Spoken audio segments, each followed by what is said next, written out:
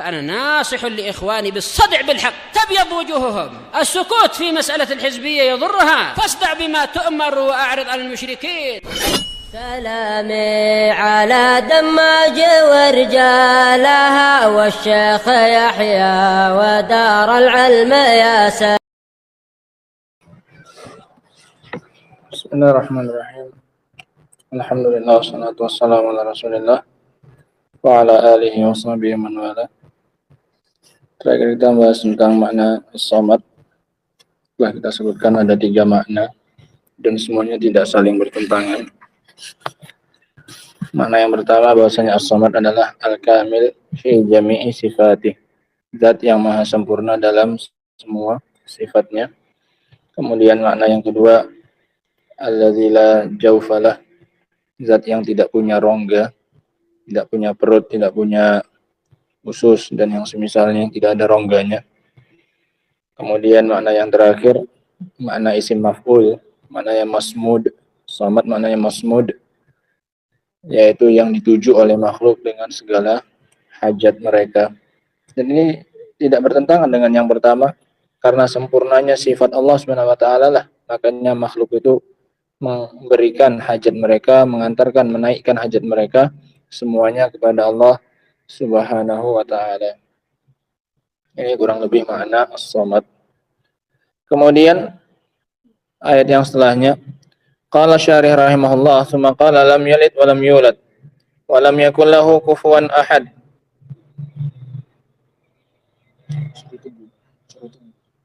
Suruh Bang Mukmin tunggu, suruh tunggu.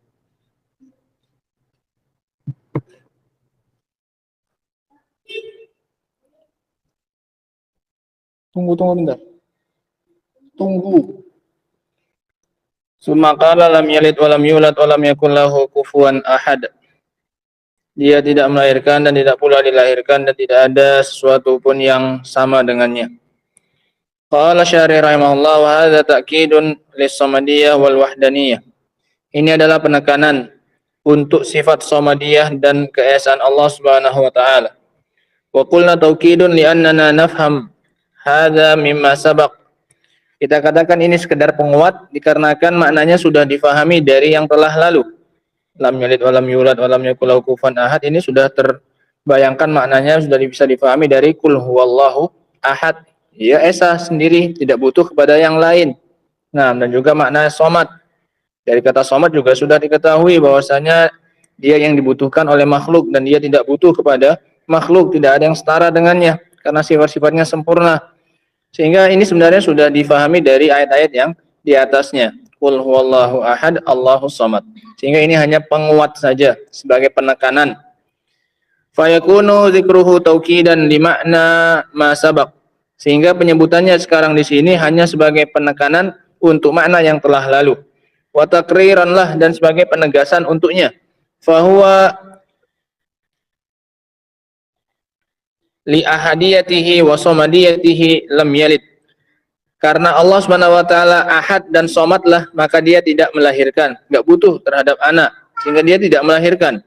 Li'annal walad yakunu ala mithlil walid fil khilqah. Dikarenakan yang namanya anak itu akan mirip, punya kemiripan dengan yang melahirkannya dari sisi penciptaannya, dari sisi fisik. Sementara ini tidak akan mungkin ada yang semisal dengan Allah Subhanahu wa taala.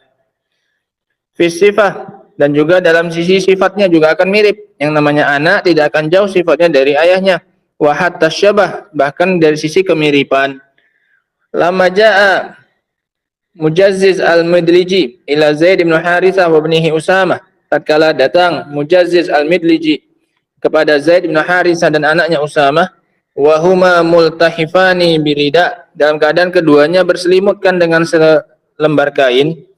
Ini beda kulit antara Usama dengan ayahnya Zaid bin Harithah.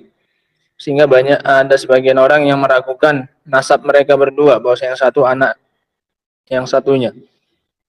Apalagi perbedaan kulit di antara mereka. Sehingga lewatlah Mujazziz al-Mudliji yang bisa membaca garis tapak kaki. Ini mereka dulu dijadikan sebagai tolak ukur, dijadikan sebagai standar. Nah, bahwasanya yang satu adalah nasab yang satunya. Dilihat dari sisi kemiripan garis kakinya, telapak kakinya. Qad badat aqdamuhuma dan telah terlihat kaki kedua mereka, Usamah dan Zaid. Namun tidak terlihat wajahnya. Nadhara ilal qadamain, maka ahli tadi melihat kepada dua kaki tersebut, faqala inna hadhil aqdam ba'duha min ba'd. Maka dia mengatakan sesungguhnya kaki yang ini sebagiannya adalah bagian dari yang satunya. Artinya ini adalah keturunan yang satunya, padahal dia tidak melihat wajahnya. Sehingga ini senang Rasulullah SAW dengan ucapannya ini menunjukkan bahwasanya benarlah Usamah adalah keturunan dari Zaid bin Harithah. Artinya ini disebutkan oleh beliau di sini untuk menunjukkan adanya kemiripan antara anak dengan ayahnya. Ini yang membuat Allah Subhanahu wa taala tidak melahirkan, karena yang namanya anak akan memiliki kemiripan dengan yang melahirkannya. Fa'arafa dzalika bisyabah, sehingga dia mengetahui hal tersebut dari kemiripan antara kaki mereka berdua. Falikamali ahadiyatihi wa kamali somadiyatihi lam yalid.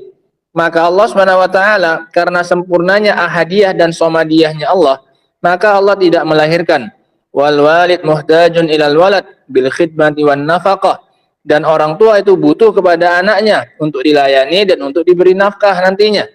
Sehingga karena Allah tidak butuh kepada siapapun, maka dia juga tidak butuh kepada anak. Karena dia tidak butuh untuk dilayani, tidak butuh untuk dikhidmat, tidak butuh untuk dinafkahi oleh anaknya. Wa yu'inuhu 'indal 'ajz, dan juga untuk membantunya ketika dia tidak mampu.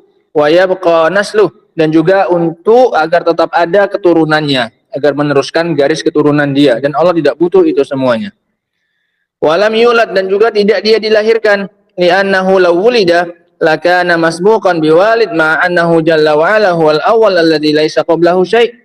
Dan juga Allah juga tidak dilahirkan, karena kalau seandainya dia dilahirkan, maka niscaya dia didahului oleh seorang ayah, padahal Allah Subhanahu wa taala adalah zat yang pertama yang tidak ada suatu apapun sebelum dia. Ini maknanya lam yalid wa lam yulad. Allah tidak dilahirkan, karena kalau dilahirkan berarti ada sesuatu yang sebelum dia Subhanahu wa taala. Wa huwal khaliqu wa ma siwahu makhluqan fa kaifa yulad.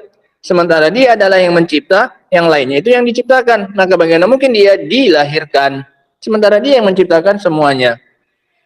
Wa inkaru annahu ulida ablagh fil uqul min inkari annahu walid.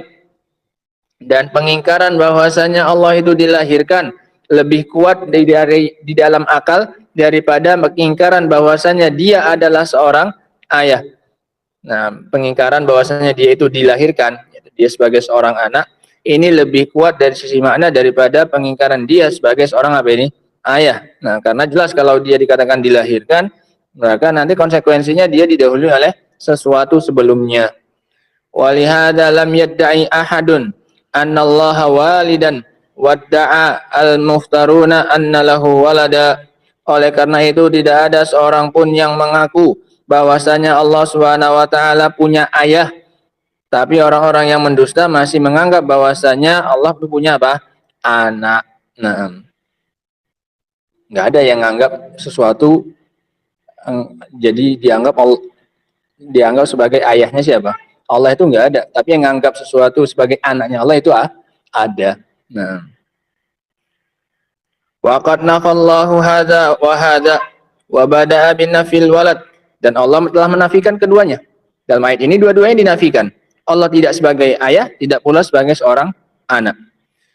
Dan Allah mulai dengan menafikan keadaannya sebagai anak. Lam yalid. Allah menafikan anak darinya. Lam yalid, dia tidak melahirkan. Li ahammiyatir rad ala mudda'i. Karena pentingnya untuk membantah orang-orang yang mengakui Allah punya anak. Di sini dari dua penafian ini yang dinafikan pertama kali adalah keberadaan anak untuk Allah. Lam yalid.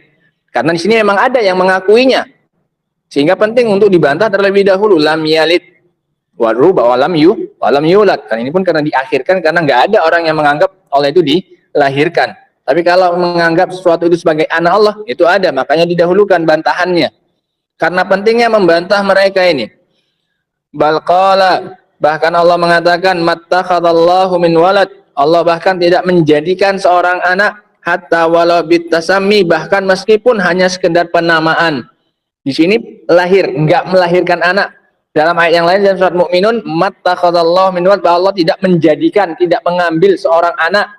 Anak angkat pun tidak bahasa kita. Nah, wa huwa lam yalid wa lam yattakhid waladan. Dia tidak melahirkan anak dan tidak pula mengangkat seorang anak.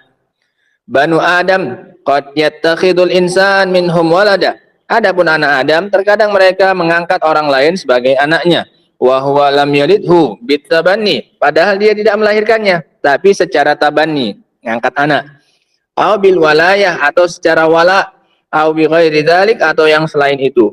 Wa in kana tabanni ghairu masyru', meskipun ngangkat anak ini tidak disyariatkan dengan makna yang nasab. Karena ngangkat anak ini ada dua makna ya, ikhwan. Makna ngangkat anak dengan cara dia memperhatikannya, mengurusnya, segala keperluannya kebutuhannya dipenuhi, tapi tanpa memindahkan nasabnya, tetap dia sandarkan kepada ayah kandungnya.